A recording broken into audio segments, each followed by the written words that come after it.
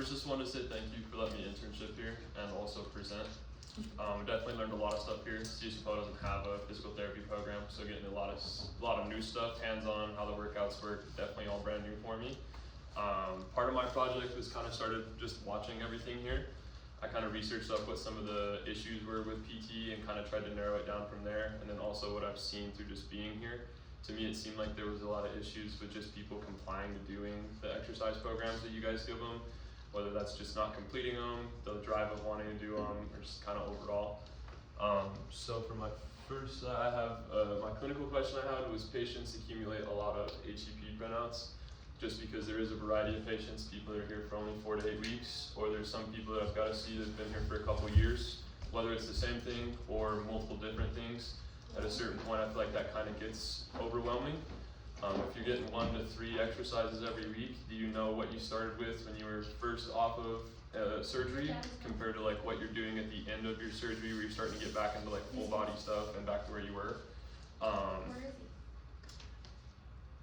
A lot of the stuff I've seen from just watching is patients couldn't remember what exercises they did, which ones increased pain, and which ones were current, especially for whether they were having a good day or a bad day and kind of modifying to do the ones that helped for that day.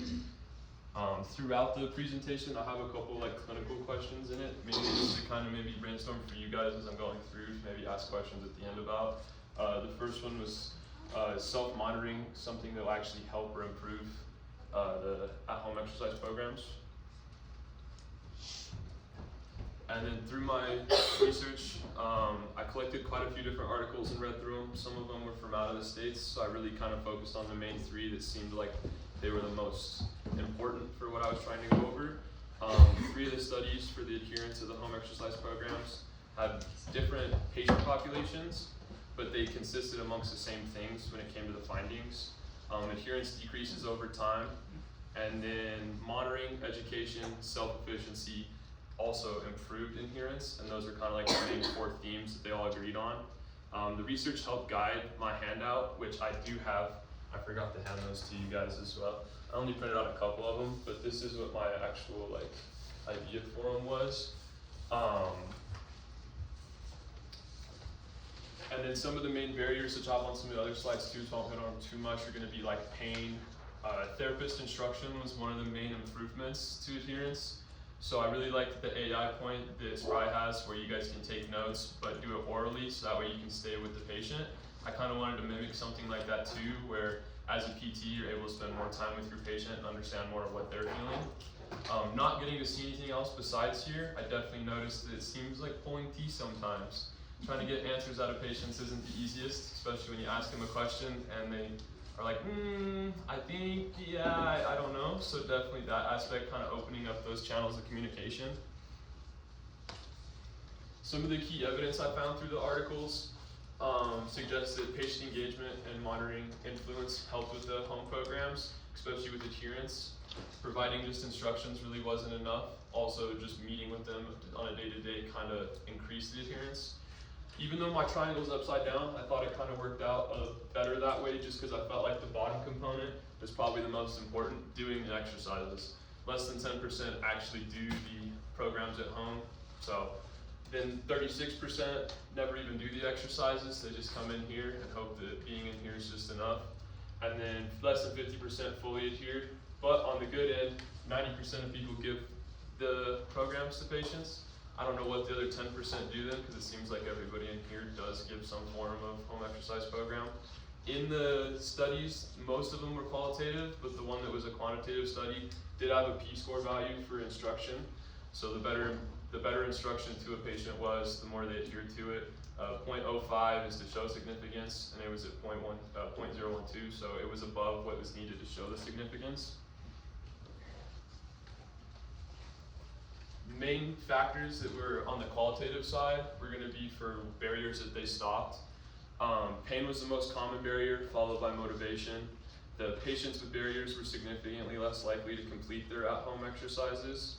One of the things in two of the articles pointed out was that the faster they could figure out what those barriers were going to be and try and identify those, the better they had adherence, whether it's through surveys or just meeting with the patients and specifically asking about what affects you the most. Is it time? Do you have kids? Are you able to complete those? Is that what you feel like you struggle on? Or is it the comfortability of doing them at home? Do you feel safe doing them, that kind of stuff? Let's see. Not only just asking about whether they completed the exercises or not, but mainly stressing on the fact what kind of barriers did you have, or what kept you from completing your exercises at home. Through the articles, they had a lot of key points on what improves adherence. Most of them kind of broke down into these three: better education, monitoring, and self-efficiency. The studies used like exercise logs, follow-up calls, and booster sessions, which I'd never heard of booster sessions till reading through some of those. It seemed like they were kind of at the end of like an eval or something. They would go back over like their whole program before discharge and kind of like freshen up on everything to make sure the patient could do it at home and continue to work through it. Accountability was the main thing that they had. Most of the people I've seen, I mean, we've had a couple in here that I got to see that 2 days after like a post-knee or something, they would seem like they didn't really want to be here, and it wasn't because they didn't want to be here to get better, it's because they felt like they could do it at home. And honestly, I felt like those were some of the better patients at completing that at home stuff, because they come back in 2 weeks later and they've progressed so much more than some of the other ones. So that was definitely interesting to see, to kind of back up some of the data in the articles. A lot of the times with the follow-up calls and stuff for the qualitative studies, patients summarized what they were feeling as somebody's watching them, so it kind of highlighted that importance of like, not only is somebody pushing me to do it, but it gives them accountability and motivates them to continue to do them. And then from the research to clinical practice, most of the literature was talking about monitoring, improving adherence, the accountability, increased participation.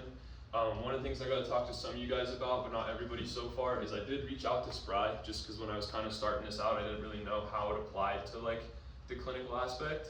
I did get in contact with them a couple times and met with them. One of the guys I talked to was Alex. He actually doesn't work for Spry anymore, but he was more of a freelance. He focuses on AI and clinical innovation. So he works with multiple PT settings, multiple apps, programs to try and improve them. And one of the things he was telling me he was doing with the guys' AI stuff is really dissecting like what's being said and what needs to be put into the notes. So it was really nice to be able to reach out to him. I was able to send him this and get some feedback on there, so I did get a couple words back from him from that. He did say that engagement and accountability matter more than anything else. Handouts, exercises, instruction, getting that engagement is the most important part. It helped validate my clinical idea towards it, just because I wasn't too sure, this being my first little bit in a PT facility working with the project. I do feel like there is a little bit more that I can add to it as well. Since I'm doing a business degree, I kind of wanted this to mock something that I wouldn't be selling, but also like just strengthening something else to maybe incorporate with other places. So my proposed solutions, which you guys have in front of you, it's a movement response and recovery reflection sheet. I know we give them the handouts on the instructions, they can scan and do all that depending on whether you use the HEP to go or any of that kind of stuff. But through the research, I wanted to find something that was designed to complement but not replace it. It helps patients track progress through pain, confidence, and barriers. I feel like it gives you guys a better understanding and information between visits. A patient can write notes about how they were feeling with a certain exercise. I tried to incorporate stuff throughout all of the data, especially with these sections on what workouts they were doing or what exercises they were doing. I wanted the patients to be able to go back if they were done with PT after 4 or 5 weeks and see, okay, my arm's hurting today, what can I do that I did then when this was what was causing it? Because I feel like for us, we'd be able to understand this stretches this, this doesn't, but for somebody who doesn't know, would they be able to go back and do that just based off the exercises? So each one of the sections included is going to be from the literature itself. I wanted to kind of incorporate that so it just wasn't an opinion, it was more database. Each of the features address a specific barrier or support adherence. The goal was to improve patient engagement and guide the home exercise program, not to take it fully out. So for each one, whether it's exercise completion, which at least now gives them a checklist, I did see through looking at Spry stuff, they do have like a tracking log, but it was very simplistic of like, day one I did this. Would people actually end up using that? I really wanted to hit on like the therapist review part, just because I felt like the notes section, they can use the back or whatever, but the notes, whether it is questions I should ask my primary care, questions I should ask my physical therapist, things that I didn't understand in a workout. I was kind of shocked a little bit just to see from some patients in the variety. I expected more of the older crowd to not understand some of the exercises, but surprisingly, a lot of the younger ones are the ones that come in with questions that are like, I can't figure out how to engage my core or something. So I gotta see one where we put a blood pressure cuff under the back, and that seemed to make it more manual for them, where they could understand what was going on in that aspect for it.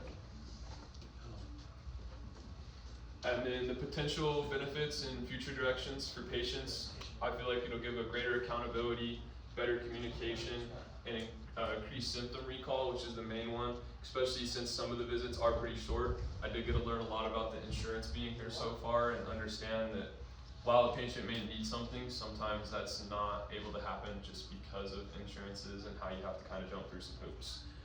From the clinician side, earlier barrier identification, better progression between the follow-up visits, and being more productive. I feel like it kind of gives them a little better way to be closer to you guys and understand what's truly going on.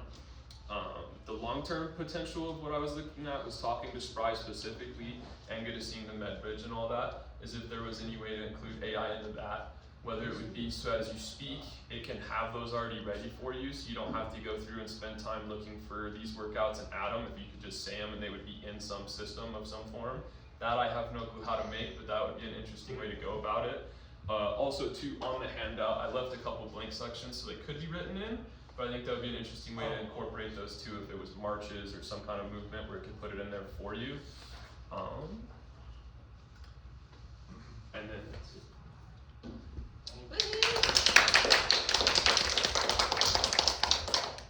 Great job. I missed the best part. Just clap, it'll be okay. Anybody have any questions?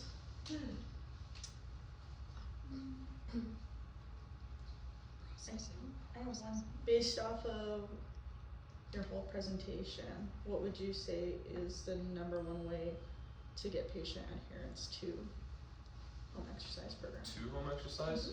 The accountability part, I feel like, is one of them. I feel like if somebody's going to, I don't remember what his name was, but he just had a hip operation.